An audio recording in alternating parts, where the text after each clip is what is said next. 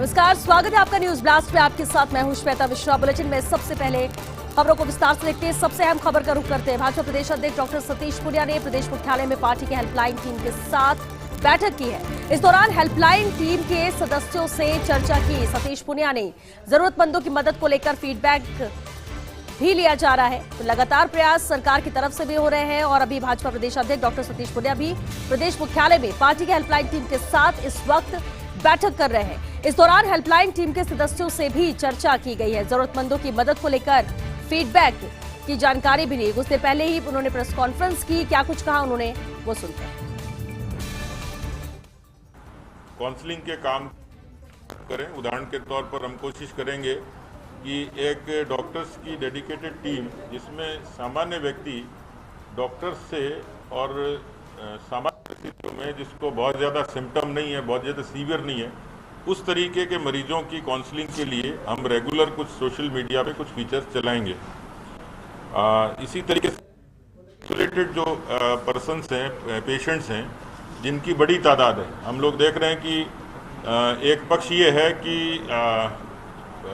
Social media पे बहुत ज़्यादा नेगेटिविटी है। रेमडेसिविर, ऑक्सीजन की अवेलेबिलिटी, मरीजों के उस तरीके के सारे, लेकिन जो रिकवरी है और रिकवरी से जो होम आइसोलेशन में ठीक होने वाले लोग हैं, ऐसी एक बड़ी संख्या है, लगभग 3.5 पौने 4 लाख के लगभग। तो लोग ठीक तो हो ही रहे हैं। तो ये दूसरा उजला पक्ष है कि लोग ठीक भी हो रहे हैं, लेकिन क्योंकि गंभीर संक्रमण है, दूसरी बीमारियां, उसके साथ जब मौतें होती हैं तो समाज में उसी की चर्चा ज़्यादा होती है। तो हमारा पहला मकसद ये है कि हम नकारात्मकता से सकारात्मकता की तरफ ले जाएं, और सकारात्मकता से ले जाने के लिए ये हेल्पलाइन और इससे जुड़ी हुई सारी सेवाएं वो एक संबल का काम करती हैं। इसलिए जो होम आइसोलेटेड जो लोग हैं, उनके लिए हम लोगों ने हमारी यूनिट्स को कहा, जैसे मैंने कल जयपुर नगर निगम ग्रेटर की वीडियो, हमारे पार्षदों को ये कहा है कि अपने अपने वार्ड के, उस वार्ड में जितनों होम आइसोलेशन में जो लोग हैं, उनकी अपनी कुछ फिक्र रहती है, उनकी चिंताएं रहती है, उनके लोग उनको कांटेक्ट करेंगे। उनको मान लीजिए कोई दवाई की, काउंसलिंग की, सलाह की, सुझाव की, भोजन की, राशन की कोई आवश्यकता रहेगी, तो ये थोड़ा सा डिसेंट्रलाइज किया कि नीचे तक, इवन कोशिश करेंगे कि बूथ तक भी इस चीज़ को हम डिसेंट्रलाइज करें, लेकिन वार्ड तक कम से कम वार्ड के लोग, या इसी तरीके से रूरल एरिया में हमारा वहाँ के शक्ति केंद्र का व्यक्ति या पार्टी का जिम्मेवार व्यक्ति उस चीज़ को ठीक करे। आखिर कब काम आएगा एसएमएस अस्पताल का इंफ्रास्ट्रक्चर? राजधानी जयपुर में बेकाबू कोरोना की दर्दनाक तस्वीर। प्रदेश के सबसे बड़े कोविड डेडिकेटेड आरयूएचएस अस्पताल समेत अधिकांश बड़े अस्पतालों में हाउसफुल जैसे हालात हैं। दिन भर सैकड़ों की तादाद में मरीज ऑक्सीजन बेड के लिए भटकते नजर आ रहे हैं, इधर से उधर नजर आ रहे हैं भटकते हुए, जबकि एसएमएस अस्पताल में अत्याधुनिक एडवांस आईसीयू चल रहा है पूरी तरह खाली। इसके अलावा अन्य आईसीयू में भी मरीजों की संख्या काफी कम है। हालांकि चिकित्सा मंत्री डॉक्टर रघु शर्मा ने संकेत दिए हैं, एसएमएस अस्पताल को मरीजों के लिए उपयोग में लेने के संकेत दिए, और इसके साथ ही टीबी समेत अन्य अस्पतालों के विकल्प पर भी विचार किया जा रहा है। लेकिन सवाल ये, आखिर कब मिलेंगे मरीजों को जरूरत के हिसाब से बेड? जिस तरह से जरूरत यहाँ पर बनी हुई है, ऑक्सीजन की दरकार है, ऑक्सीजन बेड यहाँ पर नहीं मिल पा रहे हैं। आरयूएचएस समेत कई अहम बड़े अस्पताल है जहां पर हाउसफुल चल रहा है, यहाँ खाली नहीं है बेड, और ऐसे में ये सब जो इंफ्रास्ट्रक्चर की बात कही जाती है, एसएमएस अस्पताल का इंफ्रास्ट्रक्चर, ऐसे मौके पर आखिर काम कब आएगा? राजधानी जयपुर में बेकाबू हालात है, रोजाना नजर आती है किस तरह की तस्वीरें हैं, सामने आती हैं दर्दनाक तस्वीरें। आंकड़े लगातार बढ़ रहे हैं। प्रदेश के सबसे बड़े कोविड डेडिकेटेड आरयूएचएस अस्पताल समेत अधिकांश बड़े अस्पतालों में हाउसफुल जैसे हालात हैं। दिन भर सैकड़ों की तादाद में मरीज ऑक्सीजन बेड के लिए भटकते रहते हैं इधर से उधर, जबकि एसएमएस अस्पताल में अत्याधुनिक एडवांस आईसीयू इस वक्त पूरी तरह से खाली चल रहा है। इसके अलावा अन्य आईसीयू में भी मरीजों की संख्या काफी कम है। हालांकि चिकित्सा मंत्री डॉक्टर रघु शर्मा ने इसे लेकर संकेत दिए हैं, एसएमएस अस्पताल को मरीजों के लिए उपयोग में लेने के संकेत दिए हैं, और इसके साथ ही टीबी समेत अन्य अस्पतालों के विकल्प पर भी विचार किया जा रहा है। लेकिन सवाल यह है कि आखिर कब मिलेंगे मरीजों को जरूरत के हिसाब से बेड?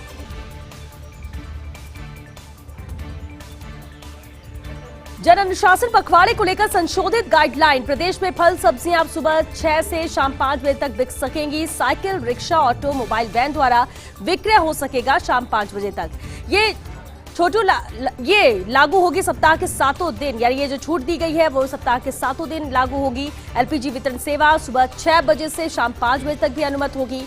सार्वजनिक परिवहन, माल ढुलाई वाहन, सरकारी वाहनों के लिए सीएनजी पेट्रोल पंप पहले की तरह खुले रह सकेंगे। तो ये थोड़ा सा और संशोधित किया गया है। जन अनुशासन पखवाड़े को लेकर ये संशोधित गाइडलाइन आई है। प्रदेश में अब फल सब्जियां सुबह 6 से शाम 5 बजे तक पूरी तरह से बिक सकेंगे, यानी सुबह 6 से 5 बजे तक लगातार। साइकिल, रिक्शा, ऑटोमोबाइल वैन द्वारा ये विक्रय हो सकेगा। शाम 5 बजे तक इसकी डेडलाइन है। ये छूट लागू होगी सप्ताह के 7 दिन। एलपीजी वितरण सेवा सुबह 6 बजे से शाम 5 बजे तक के लिए अनुमति होगी। इधर सार्वजनिक परिवहन, माल ढुलाई वाहन, सरकारी वाहनों के लिए भी सीएनजी पेट्रोल पंप पहले की तरह ही खुले रह सकेंगे। तो ये थोड़ा बदलाव किया गया है ताकि आमजन को राहत मिल सके। कालाबाजारी करने वाले व्यापारियों पर होगी कार्रवाई। उपभोक्ता मामले विभाग के शासन सचिव नवीन जैन ने इसे लेकर जानकारी दी।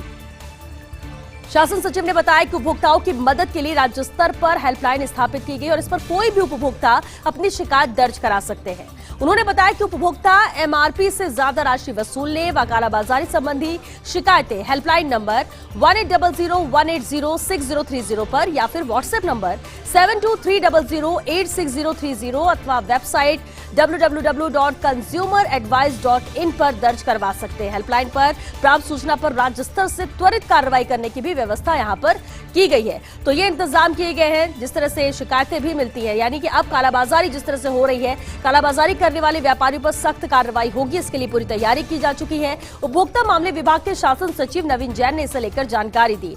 शासन सचिव ने बताया कि उपभोक्ताओं की मदद के लिए ही राज्य स्तर पर हेल्पलाइन भी स्थापित कर दी गई और इस पर कोई भी उपभोक्ता अपनी शिकायत दर्ज करा सकते हैं। उपभोक्ता एमआरपी से ज्यादा राशि वसूलने व कालाबाजारी संबंधी शिकायतें हेल्पलाइन नंबर पर दे सकते हैं और व्हाट्सएप नंबर पर भी ये शिकायत की जा सकती है। इसके अलावा वेबसाइट भी है www.consumeradvice.in जिस पर भी ये शिकायत दर्ज करवा सकते हैं। हेल्पलाइन पर प्राप्त सूचना पर ही राज्य स्तर से त्वरित कार्रवाई करने की भी व्यवस्था की गई है।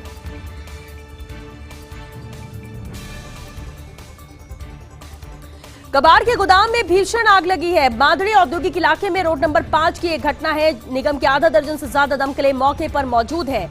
खाद गोदाम, रिलायंस धागा मिल तक ये आग पहुंच चुकी है। जिस तरह से आग लगातार विकराल रूप ले रही है, बढ़ती जा रही है। तस्वीर आप देख सकते हैं, ये कबाड़ का गोदाम है जहां पर भीषण आग लगी। मादड़ी औद्योगिक इलाके में रोड नंबर 5 की एक घटना है। उदयपुर से संवाददाता रवि शर्मा हमारे साथ जुड़ चुके हैं।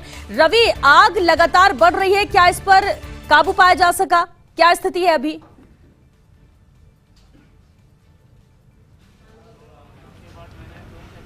बिल्कुल, देखिए श्वेता, अभी तक का सबसे बड़ा अपडेट दे दूं कि काफी हद तक ये जो कबाड़ फैक्ट्री में जो आग लगी थी उसको कंट्रोल किया जा चुका है। तकरीबन 2000 लीटर पानी जो है, 2 लाख लीटर पानी जो है वो इसमें इस्तेमाल हुआ है। फोम इस्तेमाल किया गया है। हालांकि आग कितनी विकराल है इसका आप अनुमान लगा सकते हैं कि लगातार पिछले कई घंटों से फायर फाइटर्स जो है निगम के, वो इस आग को काबू करने में जुटे हुए हैं। लेकिन इस सब के बावजूद भी आग जो है लगातार फैल रही है। ये जो पूरा इलाका है, यहाँ 4 कबाड़ के गोदाम थे जिनमें से 3 कबाड़ के गोदाम जलकर खाक हो चुके हैं और एक जो कबाड़ का गोदाम है वहां पर वो थोड़ा सुरक्षित है। लेकिन अभी भी जो आग है वो रह रहकर धधक रही है। और सबसे बड़ी बात यह कि जिस इलाके में हम खड़े हैं वहां पर सूरज की रोशनी जो है वो जमीन पर नहीं आ पा रही है, यानी कि आग के गुब्बार जो हैं वो आसमान को छू रहे हैं। आग इतनी भयंकर है कि पिछले कई घंटों की मशक्कत के बावजूद भी जो आग है उसको काबू नहीं किया जा सका है। मेरे इस इलाके में जो सहयोगी हैं नारायण, उनसे भी बात करते हैं। नारायण, कितना एरिया है जहां पर आग लगी और कितनी पास की फैक्ट्रियों को डैमेज किया है? देखिए, 3 जो फैक्ट्री है जो पूरी तरह आग से जल के खाक हो चुकी है। समीप ही रिलायंस की जो धागा फैक्ट्री है उसकी दीवार के आसपास भी आग पहुंच चुकी है, लेकिन वहां पर भी 4 से अधिक दमकलें जो मौजूद है जो आग बुझाने का प्रयास कर रही है। इधर भी दर्जन भर दमकल है जो आग बुझाने का प्रयास कर रही है। फिलहाल आग पर अभी तक काबू नहीं पाया गया है। तकरीबन 1.5 लाख लीटर के आसपास पानी जो दमकलें हैं वो लेके आ चुकी है और 1500 लीटर जो फोम है वो भी। देखिए श्वेता, आज ये सुबह जब बहुत मामूली सी आग थी उस दौरान यहाँ कोई कर्मचारी नहीं था पहले। बाद में जब जब फैक्ट्री मालिक को इस बाबत सूचना दी गई उसके बाद जो बाकी के जो मजदूर हैं वो यहाँ पहुंचे और उसके बाद आग को काबू करने की कोशिश शुरू हुई, लेकिन तब तक आग जो है वो भयावह हो चुकी थी, विकराल रूप ले चुकी थी। और अब यही मंजर जो है वो लगातार यहाँ पर देखा जा रहा है, लगातार आग जो है वो तेजी से फैल रही है। जी श्वेता। बिल्कुल रवि, ये कबाड़ का गोदाम था जिसमें आग लगी, बताया जा रहा है कि आग लगातार फैल रही है और खाद गोदाम, रिलायंस धागा मिल तक ये आग पहुंच चुकी है। ये एरिया किस तरह का है और कितने यहाँ पर फैक्ट्री या गोदाम है, कितने चपेट में आ चुके हैं?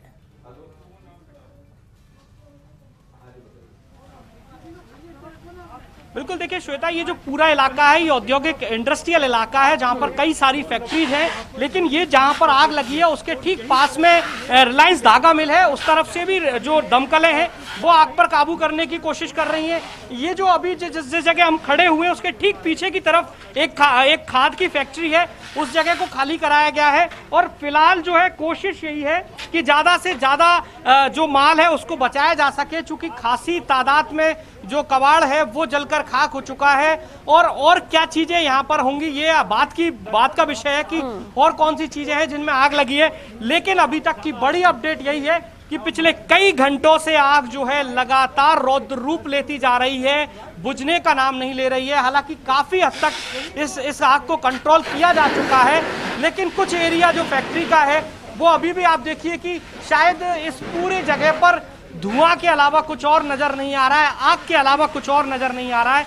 लगातार आग जो है वो लगातार फैल रही है, लगातार नगर निगम के जो फायर फाइटर्स हैं वो कोशिश कर रहे हैं। मेरे साथ में फायर ऑफिसर है, उनसे बात कर लेते हैं। सर, क्या स्थिति अभी तक, कितना कंट्रोल कर चुके हैं आप लोग, कब से लगे हुए हैं? ये सुबह 8 बजे हमें सूचना प्राप्त हुई थी, तो पहली फायर फाइटिंग टीम जो है उसने बताया कि बहुत बड़ा मेजर कॉलेज है और गाड़ियाँ चाहिएगी, तो हम करीब 10 गाड़ियाँ लेके हम मौके पर पहुँचे।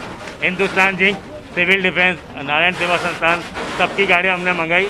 जिला प्रशासन, नगर निगम प्रशासन, फायर ब्रिगेड पूरी मुस्तैदी से काम कर रहा है। हवा काफ़ी तेज़ चल रही है, इसलिए थोड़े से हमें मुश्किलें सामना करना पड़ रहा है, लेकिन हम काफ़ी 50% हमने कंट्रोल कर लिया है।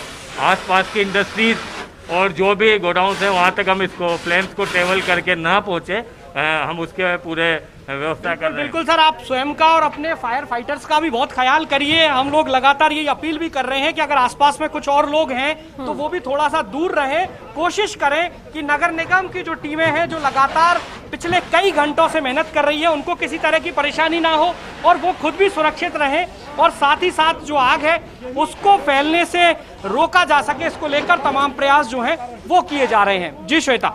रवि, बिल्कुल जैसा कि जानकारी भी दे रहे, सुबह 8 बजे इनके पास सूचना पहुंची और उसके बाद सभी दमकलों को बुलाया गया। करीब 10 दमकल यहाँ पर मौजूद है और हम देख रहे हैं कि लगातार कोशिशें कवायद जारी है कि आग पर नियंत्रण पाया जा सके। रवि, आपसे ये भी जानना चाहेंगे, जिस वक्त कबाड़ के गोदाम में आग लगी उस वक्त वहां पर कोई भी मौजूद नहीं था, यानी ये माने कि अब तक आग पर काबू पाने की कोशिश है, लेकिन अच्छी बात है कि किस तरह की कोई जनहानि नहीं है। आग लगी कैसे, इसको लेकर भी क्या कोई जानकारी मिल पाई?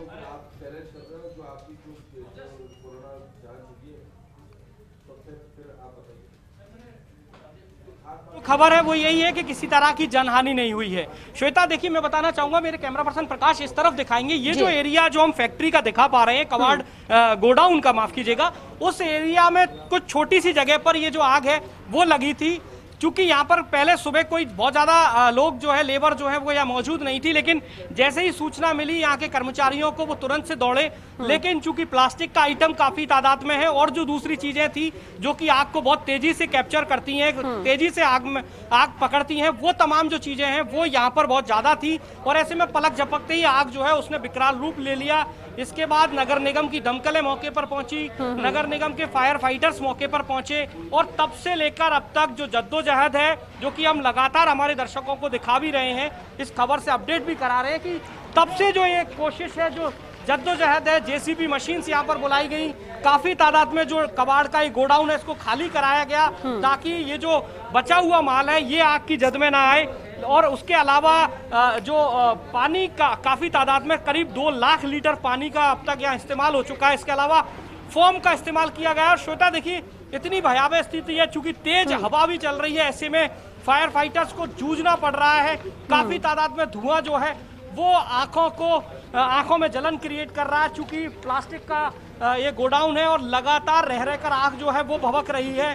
कोशिश पिछले कई घंटों से यही है कि इस आग को काबू किया जाए, लेकिन देखिए आप शायद कैमरे में धुआं और आग के अलावा शायद ही कुछ नजर आ रहा हो। देखिए फायर फाइटर्स जो हैं वो निढाल हो चुके हैं, कई तो क्योंकि पिछले कई घंटों से इस आग की तपिश को झेल रहे हैं। गर्मी का मौसम है, तमाम जो चीजें हैं, कोरोना के एहतियाती कदम जो हैं, बिल्कुल रवि, और यहाँ कोशिश तो की जा रही है, भी इनके लिए कोशिश की जा रही है रवि की आग पर काबू पाया जा सके, लेकिन जिस तरह की स्थिति है ये तस्वीरें नजर आ रही हैं, सिर्फ आग और धुएं का गुबार, इसके अलावा कुछ भी नजर नहीं आ रहा है। क्योंकि आप वहां कवरेज कर रहे हैं, आप भी वहां पर ख्याल रखें और आगे भी अपडेट इसे लेकर आपसे हम लेते रहेंगे। फिलहाल के लिए शुक्रिया रवि आपका इस पूरी जानकारी के लिए। रुकेंगे एक छोटे से ब्रेक के लिए, जल्द लौटेंगे इस ब्रेक के बाद।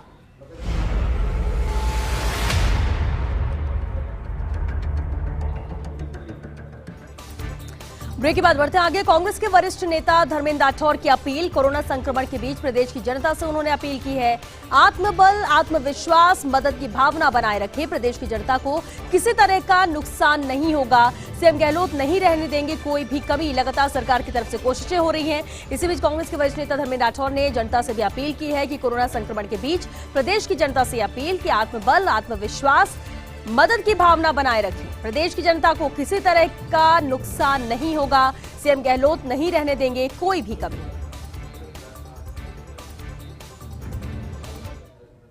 अभी जो वैक्सीन की व्यवस्था हमारे मुख्यमंत्री जी ने की है और इतना बड़ा क्रांतिकारी फैसला है कि राजस्थान की जनता के साथ हमारे मुख्यमंत्री जी इतने संवेदनशील है, वो हर तकलीफ में उनके साथ खड़े रहते हैं।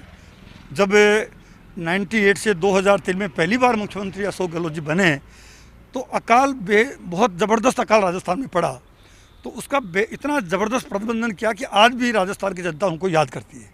दूसरी बार जब मुख्यमंत्री बने वो इस पीड़ा को समझते थे कि यहाँ राजस्थान में दवाई जो है वो गरीब आदमी खरीदने के लिए उसकी हालत नहीं है, तो दवाई फ्री करना पूरे देश में बहुत बड़ा फैसला था और पूरे देश में इस बात की प्रशंसा की कि राजस्थान में दवाई फ्री हुई, पशुओं की दवाई फ्री हुई, जांचें फ्री करी। तो हेल्थ इंफ्रास्ट्रक्चर को राजस्थान के लोकप्रिय मुख्यमंत्री अशोक गहलोत जी ने बहुत फोकस किया और अब तीसरी बार जो ही मुख्यमंत्री बने उन्होंने निरोगी राजस्थान का नारा दिया और उस नारे पर पूरा तरह से काम करना शुरू किया। उसी की बदौलत है कि आज राजस्थान में कोविड का प्रबंधन बहुत शानदार रहा, वैक्सीनेशन देश में नंबर 1 पे रही और ये दूसरी जो लहर आई है कोरोना की, इससे भी हम बहुत आसानी से बहुत मजबूती के साथ इसका मुकाबला करेंगे।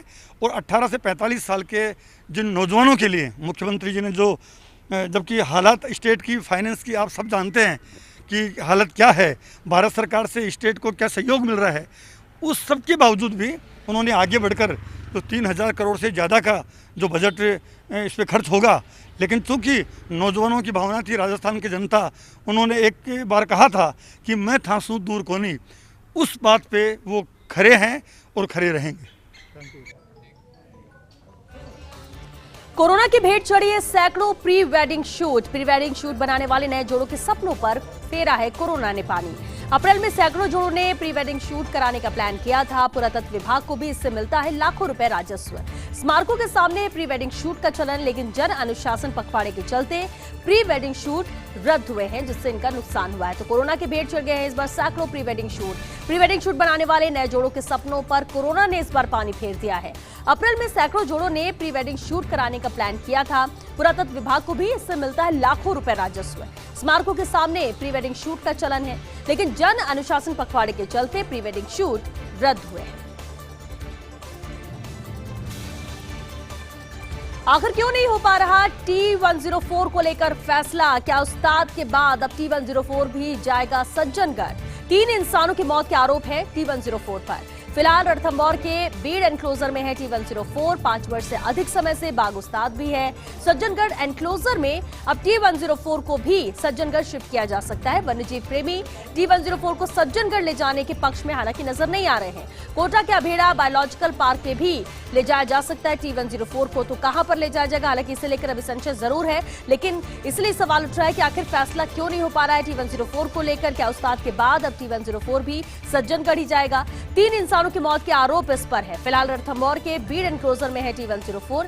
5 वर्ष से अधिक समय से बाग उस्ताद भी है।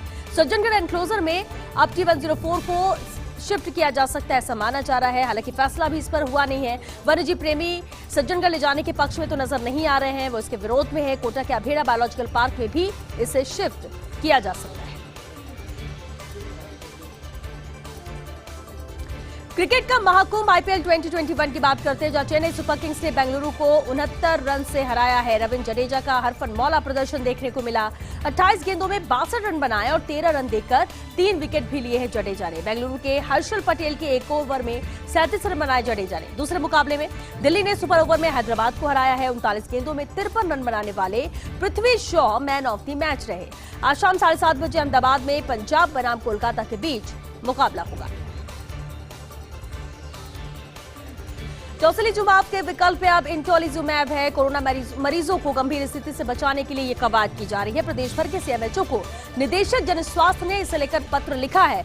टोसिलीजुमाब इंजेक्शन की आपूर्ति में दिक्कतों का हवाला दिया गया है, अवेलेबिलिटी नहीं हो पा रही है। और साथ ही उन्होंने कहा कि जब तक टोसिलीजुमाब की आपूर्ति में दिक्कतें आ रही हैं, तब तक के लिए इसके सामने इटोलिजुमैब का भी उपयोग किया जा सकता है, यानी कि इसे ये रिप्लेस कर सकते हैं। डॉक्टर्स के सुझाव का तर्क देकर इंजेक्शन की डिमांड भी यहां पर मांगी गई है।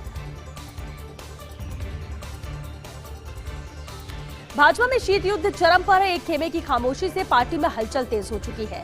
हर कोई अपने अनुसार आकलन करने में लगा है। खामोशी से सबसे अधिक परेशानी केंद्रीय नेतृत्व के करीबी नेताजी को है। सबको साथ लेकर चलना चाहते हैं नेताजी, लेकिन ऐसा करने में वो असफल हो रहे हैं। और ऐसे में 2 मई के नतीजों का नेताजी इंतजार कर रहे हैं। 2 मई के नतीजों के लिए भाजपा में शीत युद्ध चरम पर साफ नजर आता है। एक खेमे की खामोशी से पार्टी में हलचल और भी ज्यादा तेज हो चुकी है। हर कोई अपने अनुसार आकलन करने में लगा हुआ है। खामोशी से सबसे अधिक परेशानी केंद्रीय नेतृत्व के करीबी नेताजी को है। सबको साथ लेकर चलना चाहते हैं ये नेताजी, लेकिन ऐसा करने में वो लगातार असफल हो रहे हैं। और ऐसे में 2 मई के नतीजों का नेताजी इंतजार कर रहे हैं। इन दिनों एक साहब लगातार चर्चा में है। जयपुर से लेकर जोधपुर तक ये चर्चा में रहते हैं। बेहतर करने की कोशिश हर बार इन पर भारी पड़ रही है। लगातार सत्ता के करीब आने की कोशिश की, लेकिन समय ने हर बार किया है इन्हें दूर। और अब सरकार ने भी उन्हें लगा दिया सामाजिक कार्य में। तो ये साहब लगातार चर्चा में है।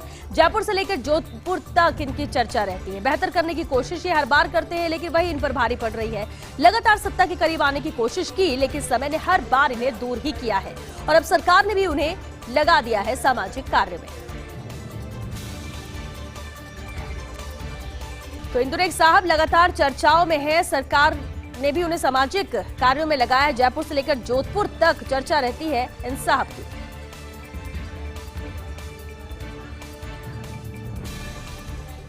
इंटीग्रेटेड गोपालन वेब एप्लीकेशन का लोकार्पण किया जा रहा है। गोपालन मंत्री प्रमोद जन-भाया ने यह लोकार्पण किया। गांधीनगर स्थित अपने निवास से उन्होंने लोकार्पण किया। क्या कुछ कह रहे हैं, पत्र लिखे, उन्हें सुनते हैं। उसमें ये लिखा कि भाई आप लोगों को जो समस्याएं हैं, आप उन समस्याओं के बारे में और उन समस्याओं का समाधान क्या है वो भी आप हमको सुझाव दें, क्योंकि आप इस चीज से जुड़े हुए हैं और आप सरकार के काम में आए। लगभग 4-5 हजार गौशाला के संस्थाओं के अध्यक्ष, मंत्री, प्रतिनिधि आए और उन्होंने अपनी जो उनका तजुर्बा था वो हमारे साथ शेयर किया, लिखित में दिया। हमने गोपालन के डायरेक्टर साहब के नेतृत्व में कमेटी बनाई उसकी समीक्षा करने के लिए कि वे इनकी जो भी समस्याओं के बारे में इन्होंने दिया, जो सुझाव दिए हैं, उस पर आप पूरा एक लिस्ट तैयार करें ताकि एक व्यवहारिक गोनिधि की नीति बन सके। उसमें अधिकारियों ने अच्छी मेहनत की। हमारे गोपालन के प्रिंसिपल सेक्रेटरी ने, हमारे गोपाल के सचिव ने, डायरेक्टर ने, सब लोगों ने बहुत मन से, जो श्रद्धा है गौ माता के प्रति, हमारे शास्त्रों में जो उल्लेख है कि गौ माता में सभी देव देवताओं का वास है, और उसी भावनाओं को मद्देनजर रख के गोपालन के सभी अधिकारियों ने बहुत अच्छी मेहनत की। और जो उनकी सबसे पहली मांग थी अनुदान बढ़ाने की, तो मुख्यमंत्री जी ने बहुत ही बड़ा दिल रखकर उनकी भावनाओं को मद्देनजर रखते हुए जो पहले अनुदान छोटे पशु पे 16 रुपये था उसको बढ़ाकर 20 रुपये, और जो 32 रुपये था बड़े पशु को उसको बढ़ाकर 40 रुपये किया। राजस्थान के इतिहास में पहली बार अनुदान भी हमारे लोकप्रिय मुख्यमंत्री जी ने उनके पिछले कार्यकाल में, जो भारतीय जनता पार्टी के समय जो उसमें कुछ जो नियम थे जो पेशी किए थे, उससे गौशाला के जो प्रतिनिधि अपने आप को असहाय महसूस करते थे, उनकी जो फीडबैक आया उसमें हमने काफ़ी परिवर्तन किया। पहले उनको जो अनुदान के समय पूरे बिल। कोरोना काल के बीच यूडीएच मंत्री शांति धारीवाल की पहल। धारीवाल ने कोटा कलेक्टर उज्जवल राठौर को पत्र लिखा है। 8 अत्याधुनिक पूर्ण वातानुकूलित संपूर्ण संसाधन युक्त लग्जरी एम्बुलेंस की मंजूरी दी है। विधायक कोष से वहन होगी एम्बुलेंस खरीद की संपूर्ण राशि और इनमें से 4 कोटा उत्तर के स्वास्थ्य केंद्रों और 4 मेडिकल कॉलेज से संबद्ध अस्पतालों में जाएगी। तो इसे लेकर कलेक्टर को पत्र लिखा है। कोरोना काल के बीच यूडीएच मंत्री शांति धारीवाल ने कोटा कलेक्टर उज्जवल राठौर को यह पत्र लिखा, जिसमें 8 अत्याधुनिक पूर्ण वातानुकूलित संपूर्ण संसाधन युक्त लग्जरी एम्बुलेंस की मंजूरी उन्होंने दी है। विधायक कोष से वहन होगी एम्बुलेंस खरीद की संपूर्ण राशि, इनमें से 4 कोटा उत्तर के स्वास्थ्य केंद्रों और 4 मेडिकल कॉलेज से संबद्ध अस्पतालों में जाएगी। तो ये लेटर है, ये पत्र है जो यूडीएच मंत्री शांति धारीवाल ने कोटा कलेक्टर को दिया है। इसमें मंजूरी उन्होंने दी है 8 एम्बुलेंस की खरीद को लेकर।